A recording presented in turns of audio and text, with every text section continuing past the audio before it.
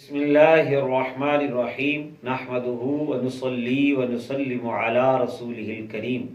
مسلمانوں کی کامیابی رسول کریم صلی اللہ تعالی علیہ وسلم کے نظام رحمت کو اپنانے میں ہے۔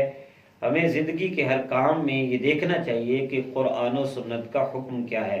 ہمارا مسئلہ یہ ہے کہ ہم ہر کام میں اندھا دھند غیروں کی نقل کرتے ہیں۔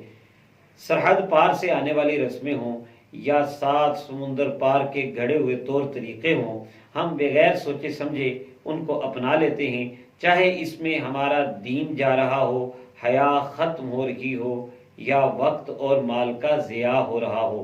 نبی کریم صلی اللہ تعالی علیہ وسلم نے اسی خطرے سے ہمیں آگاہ فرمایا تھا۔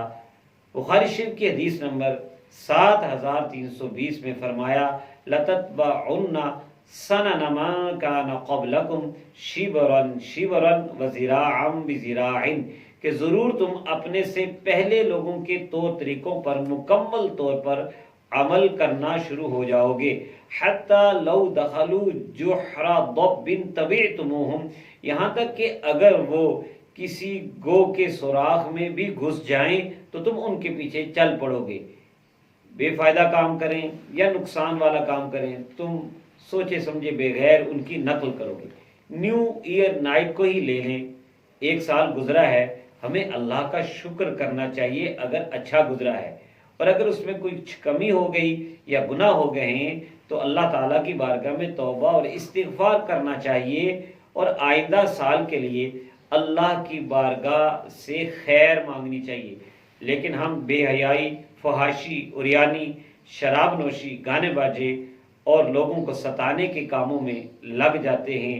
اقبال نے اسی کا نقشہ یوں کھینچا تھا کہ کون ہے تارک آئینے رسول مختار، مصلحت وقت کی ہے کس کے عمل کا معیار، کس کی آنکھوں میں بسا ہے شعار اغیار، ہو گئی کس کی نگاہ طرز سلف سے بیزار، قلب میں سوز نہیں، روح میں احساس نہیں، کچھ بھی پیغام محمد کا تمہیں پاس نہیں، وضع میں ہو تم نصارا تو تمدن میں ہنود، یہ مسلمان ہیں جنہیں دیکھ کے شرمائیں یہود۔